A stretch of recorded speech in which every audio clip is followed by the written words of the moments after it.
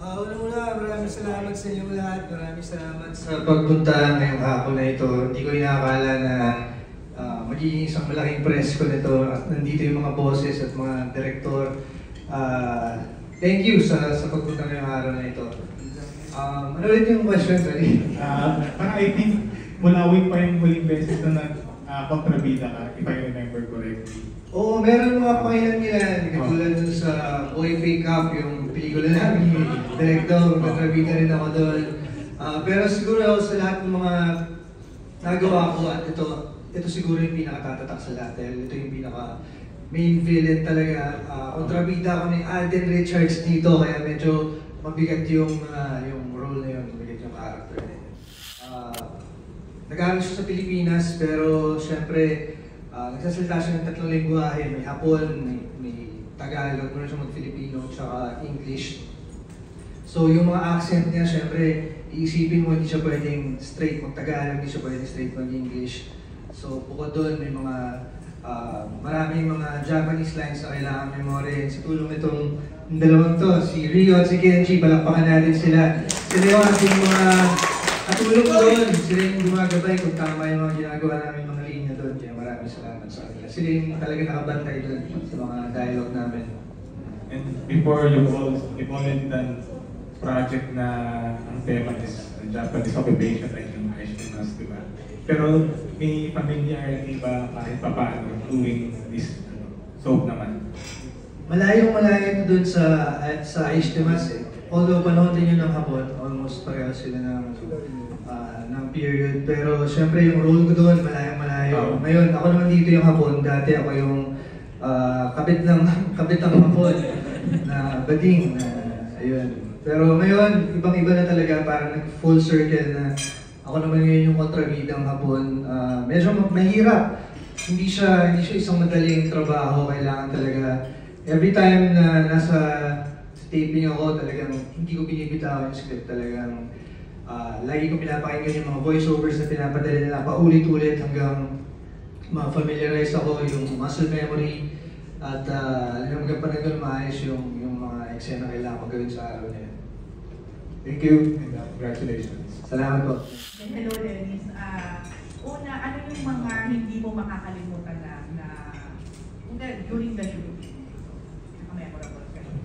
Siguro isa sa mga pinaka-memorable na eksena na nagawa namin dito, hindi ko makakalimutan yung eksena na first time ko nagkaroon ng eksena na gano'n. Siyempre alam naman natin nung panahon ng Hapon, laging lalabas dyan yung mga kwento ng mga comfort women at yung mga pinagdaanan nila. Siyempre ako yung pinuno ng mga Hapon dito. So, isa sa mga masasabi kong pinakamahirap na eksena na ginawa namin dito yung pagpuwersa sa mga babae na hindi nila gustong gawin yung mga pinagagawa ng mga Hapon sa kanila. So mahirap yun? Anong naging? Mahirap dahil first time kong gawin yun sa eksena. Napaka-sensitive nung eksena na yun. Actually, bago namin gawin talaga yung eksena, rehearse muna namin siya ng paulit-ulit sa isang safe na space na yung magiging komportable kami.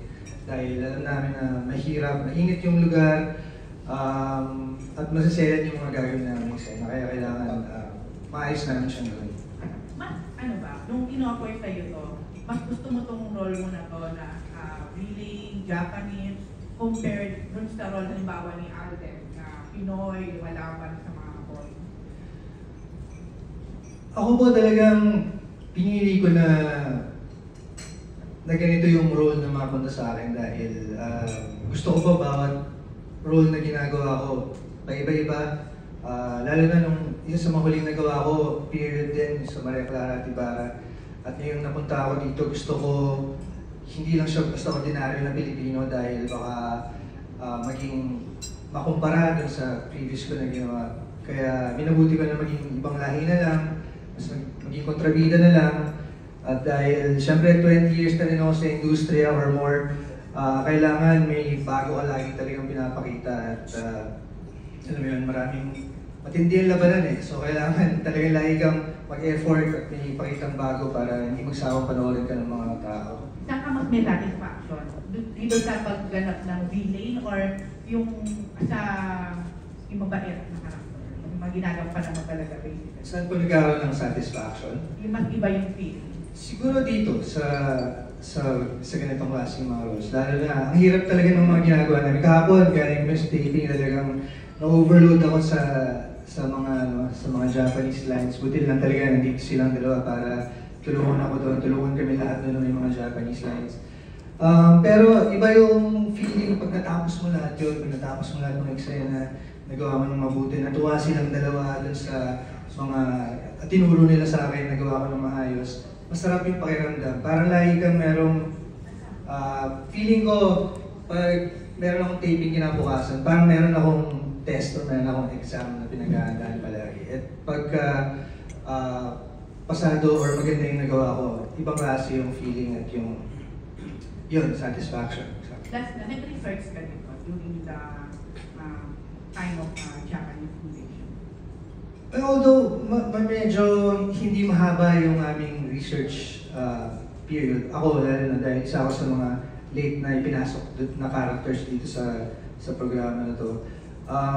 Pero syempre nandiyan naman lahat ng information sa internet, lahat ng mga kailangan mong malaman. Ayun, nanood din ng mga pelikula na parang dito rin sa panahon na to, panahon ng Hapon, Pearl Harbor, Letters from Iwo Jima, yun kung ano pa. At syempre yung pagbabasa ng script, yung kailangan mo talagang basahin palagi, paulit-ulit. Okay, thank you then. Yung reaction nila sa character. Well, unang-una, kailangan nilang panoorin ito ng ating bagong henerasyon dahil hindi lahat nakakaalam ng mga nangyari ng panahon ng Hapon. Lalong-lalo na, syempre, itong mga bago, yung mga kabataan ngayon. Hindi sila nakwentuhan ng mga lolo at lola nila, ng mga ninuno nila, ng mga karanasan nila ng panahon ng Hapon. Kaya importante na mapanood ito ng bagong henerasyon para malaman nila yung pinagmulan nila, para mas maging proud sila, naging Pilipino sila. Makita nila yung kagitingan, yung mga dinanas na hirap ng mga Pilipino noon para mas may inspire sila. At syempre, para makita nila yung kung gaano kahirap yung panahon ng gera, di ba? Ayaw nating maranasan yung ulit, kaya siguro importanteng mapanood nila to para maging maayos yung relasyon nila sa lahat. Wala silang magkaroon na gera sa mga pamilya nila o sa mga ibang bansa na natin mangyari ngayon. Ano sa tingin mo ang magiging reaction ng bagong generation sa character? Well, for sure, may inis sila dun sa character dahil talagang walang iya yung character ko dito. Wala pa ako nakikita mabuting ginawa niya. Lahat ng mga pinapakita niya kabutihan parang sa facade lang ng kanyang pagkatao. Pero deep inside, meron siyang mga deep dark secrets at mga malalagim na plano na gusto niyang mangyari. Lasa, ikaw, anong personally natin-feel mo dun sa character? Galit din ba? Siyempre sa una galit dahil kontrabida, masama, marami siyang ginagawang masama. Pero katulad nga nung pinag-usapan namin ni Direk Dom, talaga namang wala namang kontrabida na bigla na naging kontrabida. Lahat ng kanilang mga actions ay nagiging reaction lang ng kanilang siguro mga pinagdaanan ng bata sila. Katulad ng character ko, meron siyang galit sa mga Pilipino dahil nung lumalaki siya sa Pilipinas, parang pinasok yung bahay nila ng mga Pilipino na magnanakaw na hirap din, gibet. So, nagkataon, parang nilob yung bahay nila, pinatay yung mga miyembro ng pamilya niya, kaya ganun din yung galit niya. Yun, naging kontrabida siya at yun na yung takbo ng pag-iisip niya. So lahat yan may pinagmumulan talaga. Mababait naman in nature lahat ng mga tao nangyayari lang yung mga ganyan dahil sa mga ibang karanasan. So depende sila. Last na talaga, yung heroes na lang paalam ko lang. Marami ka bang ginahasta sa set? Doon sa ginawa namin, isang eksena pa lang nung panggagahasa. Yun nga yung kinukwento ko kanina. Isa pa lang nakukunan, pero meron pa bang ibang mga kukunan pa? Hindi ko pa alam. Kasi isa lang talaga yung natipuhan kong dito natipuhan kong character, natipuhan kong babae yung character ko. So, hindi ko alam kung may magugustuhan pa siyang iba. So, abangan na lang natin kung may gagasahin ko si Yuta. Okay. Sige. Maraming salamat. Maraming salamat po, Sir Don. Naririto rin po para Curious lang kami kasi do you let your kids watch ba? Especially itong ganitong klase ng series na Pulang Araw. And sa palagay mo, ano yung magiging reaction nila kasi kakaiba ka sa Well, ako, I recommend ko siya dun sa anak ko kasi high school siya. So, makaka-relate siya dun sa tema ng history na mapapanood niya. Actually, yung Maria Clara Ibarra, pinanood niya rin yan dahil time din na pinag-aaralan na yung Noli nung binalalabas siya. At ngayon, itong Pulang Araw, syempre, i-recommend ko rin sa kanya dahil wala rin siya masyadong alam dun sa mga nangyari ng panahon ng Hapon eh. Mabuti na mamulat siya dun sa mga katotohanan ng naganap noon, maganda man o hindi maganda, pero yun talaga yung history eh, yung bubuo sa pagkatao natin eh, kaya tayo mga Pilipino ngayon may sariling kalayaan. Pero sa palagay mo yung magiging reaction nila pag nakita nila yung character? Oo, syempre medyo matatakot siguro siya ng konti.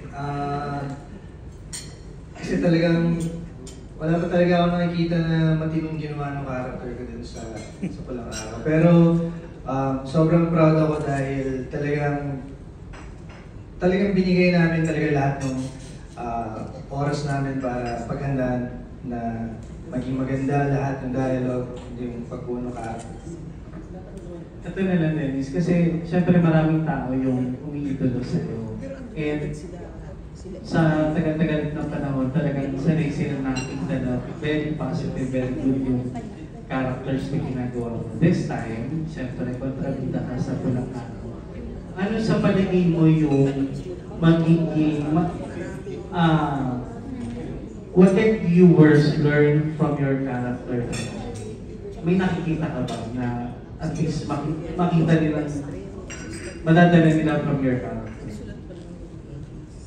Siguro madadala lang nila sa mapapanood lang dun sa character na ginamparan ko ay yung determination niya na makamit, makuha yung isang bagay. Siguro yun lang yung nakikita ko sa ngayon sa lahat ng mga nagawa namin eksena.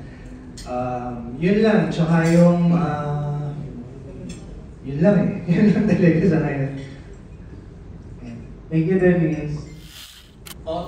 Nabanggit nga, alam natin na yung character mo ay masama. Pero bilang tao at bilang si Dennis Trillo, ano yung natutunan mo sa pagiging bahagi ng Pulang Araw?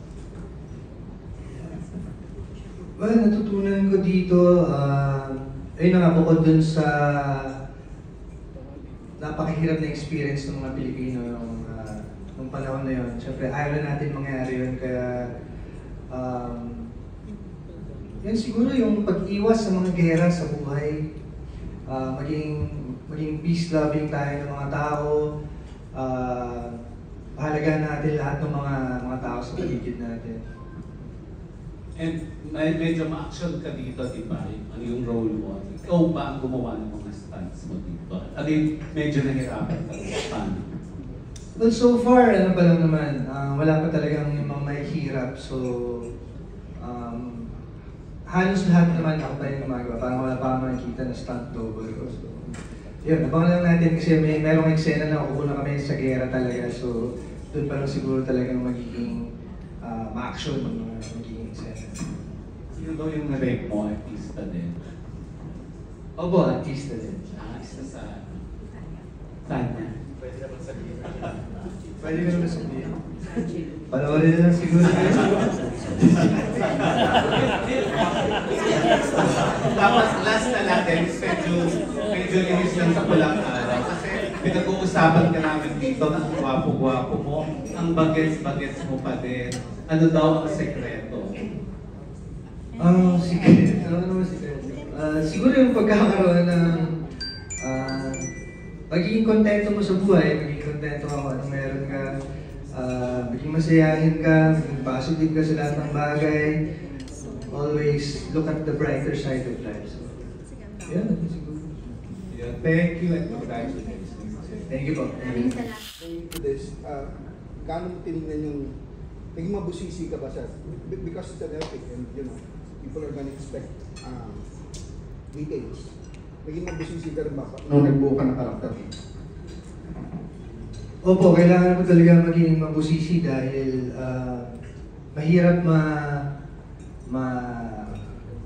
tawag dito. Mahirap makitaan ng mali, lalo na mahirap mapulaan, lalo na napaka-importanting kwento ng mga pinapakita namin. Kailangan maging period correct lahat.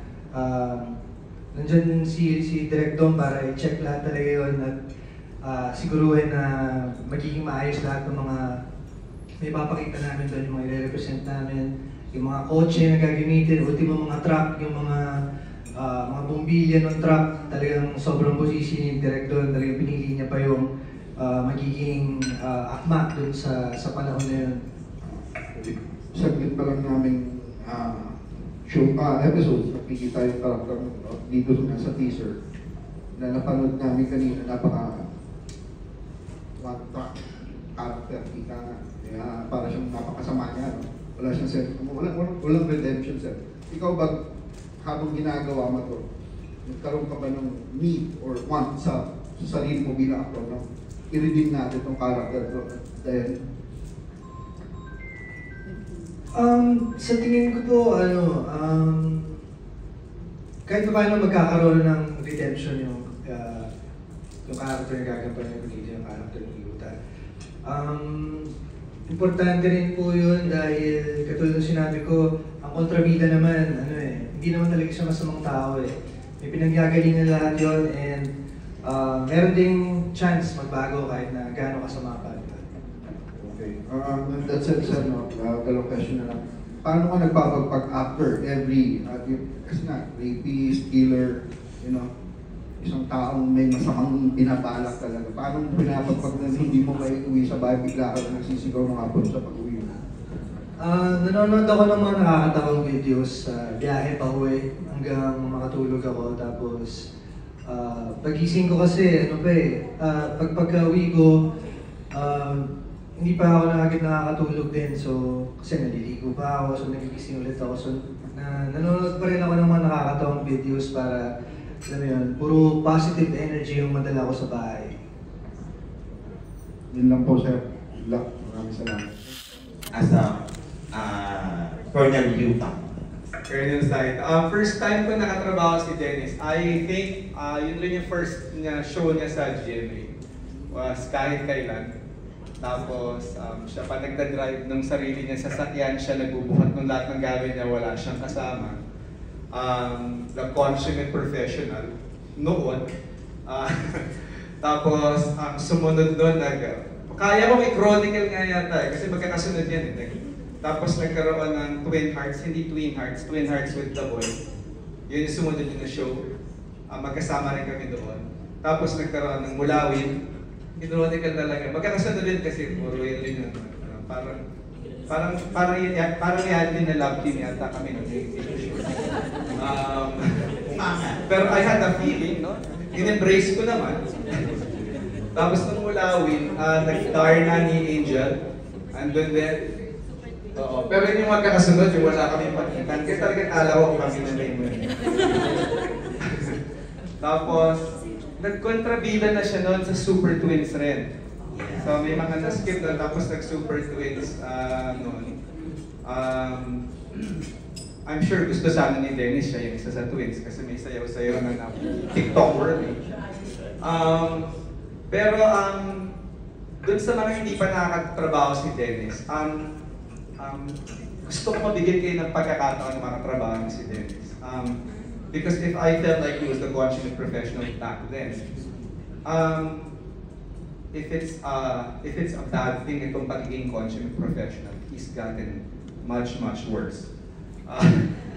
Kasi todong-todo siya, like yung lines niya, kasi pinapagawa niya dito sa ating tag team ni Rio at ni Kenji. Sana. Sugoy. Rine-record nila yun for Dennis para makuha ni Dennis yung tamang accent. So aside from it being written, pinakikinggan ni Dennis yun. Kaya yung sinasabi niyang nagsasarili siya sa tent. totoo yun kasi talagang para magawa mo ng tama yung role niya. Tsaka makabigkas siya ng tama. Ganong klaseng commitment. And hindi ko maisip kung makukuha akong ibang artista who would commit to the role as much as he does. Tapos ang usapan kasi namin ni Rio, ikakat mo ako if it's not at least 80% passable. Ayaw natin mapulaan ang araw.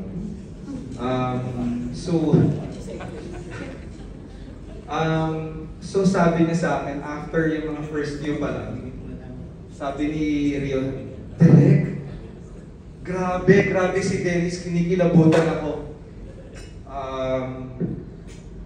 Sabi ko, hindi rin nararamdaman ko sa kanya noon.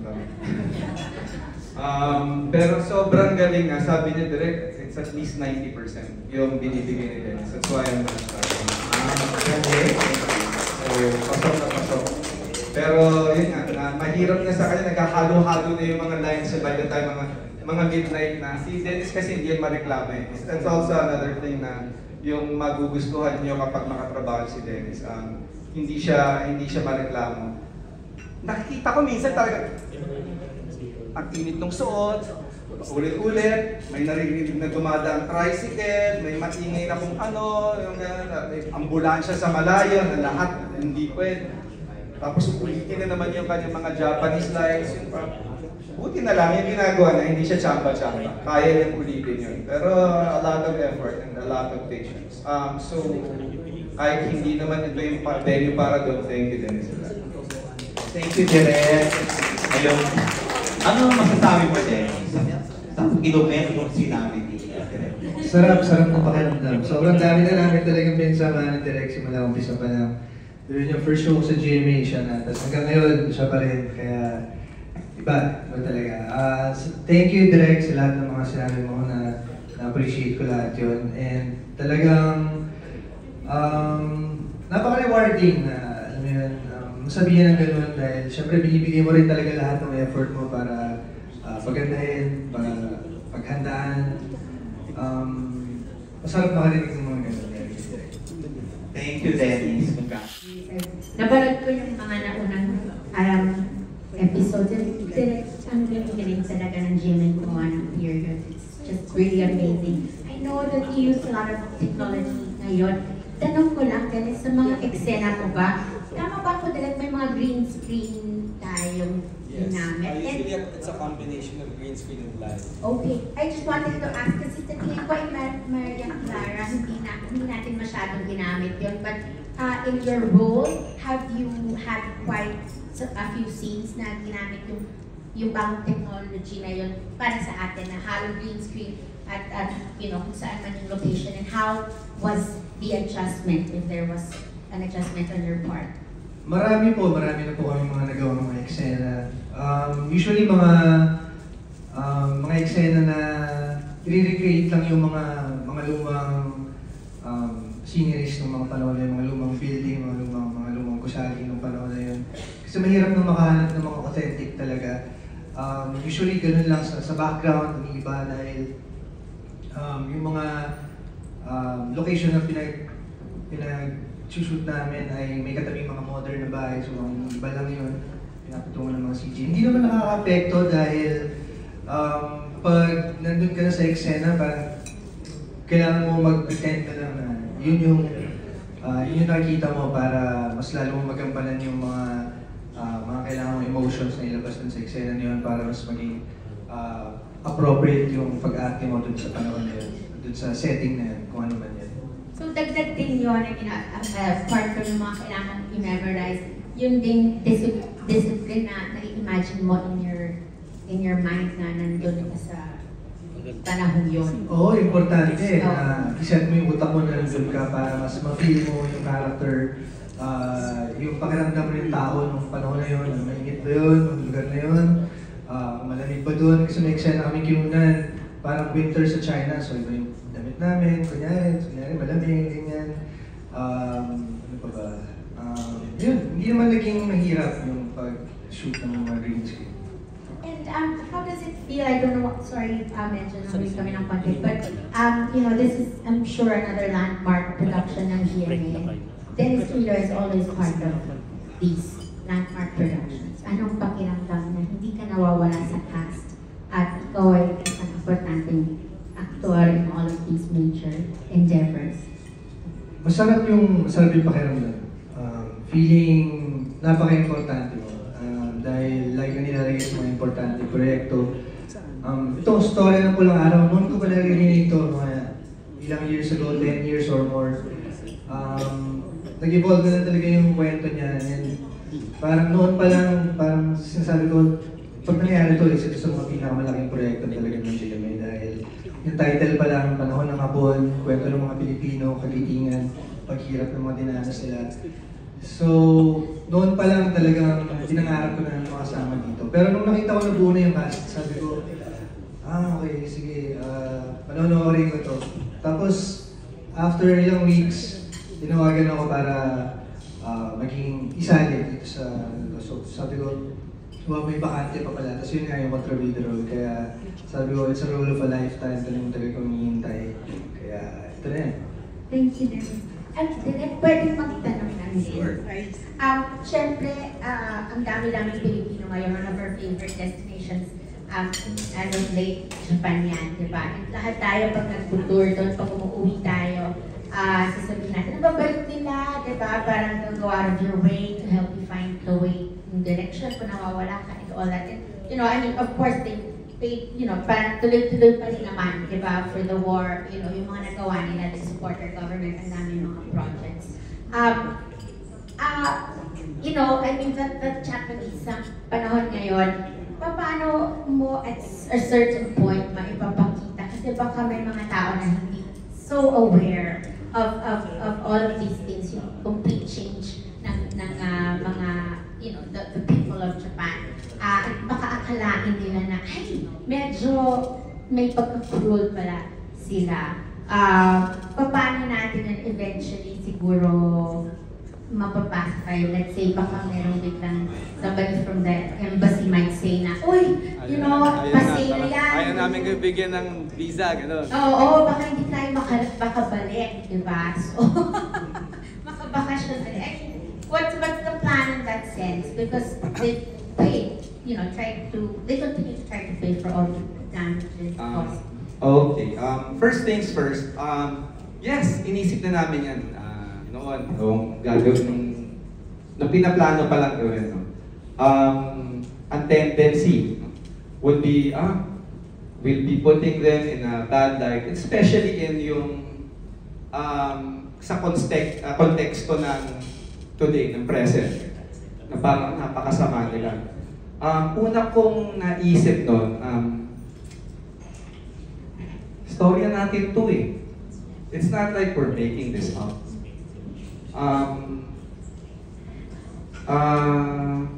You know how the Indians, mahirap pa akong tanongin, nakahaba ng sagot ko eh. You know how the Indians, up to now, they still embrace yung Bollywood and all that. Not all of us like that. Pero they embrace that. Kasi kultura nila yun eh. Sa atin, yung kultura natin, ito kami, melodramatic kami. Kami ni Sir Aloy, pareho kami nag-judge kasi sa Emmy Awards. So medyo exposed din kami sa ibang cultures. You know what we're very similar to? Yung Mexican, yung Spanish, a lot of Latin American. Very, very melodramatic sila. Pero tayo, bakit tayo hiyak-hiyak na ganun tayo? Ganun tayo. Ganun tayo as a people. So ngayon, tapos we feel so apologetic. So now, hindi pa nga natin ginagawa. Kwento yung storya natin. Why do we have to apologize for that? Tayo na nga yung inapi nun eh.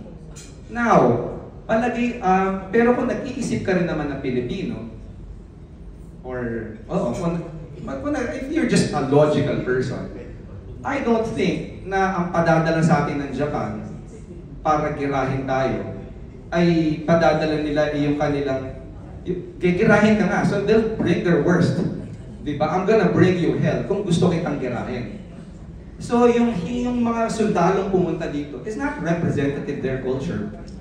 In fact, a lot of the Japanese didn't even know what was happening in the world. So even they were victims. These were the war was a decision, I would think, was a decision of a very select few Japanese.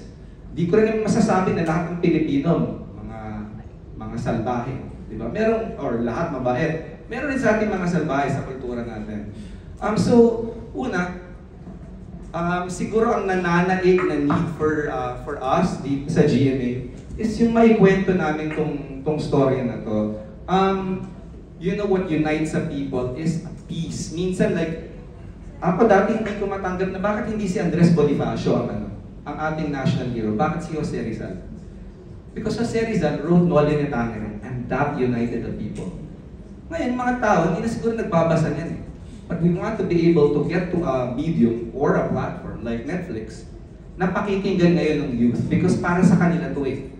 Aside from those na nakaraan, na inaalay namin to, this love letter of GMA to the Filipino people, we want that na ma-experience ng mga tao in media and in platforms that is accessible to them. Kasi gusto namin maipasa to. Pag hindi namin maipasa to, lalagpas na to, mamamatay na tong story natin. Hindi na namin maikukwento. Tapos pag maikwento mo, it's so not relatable.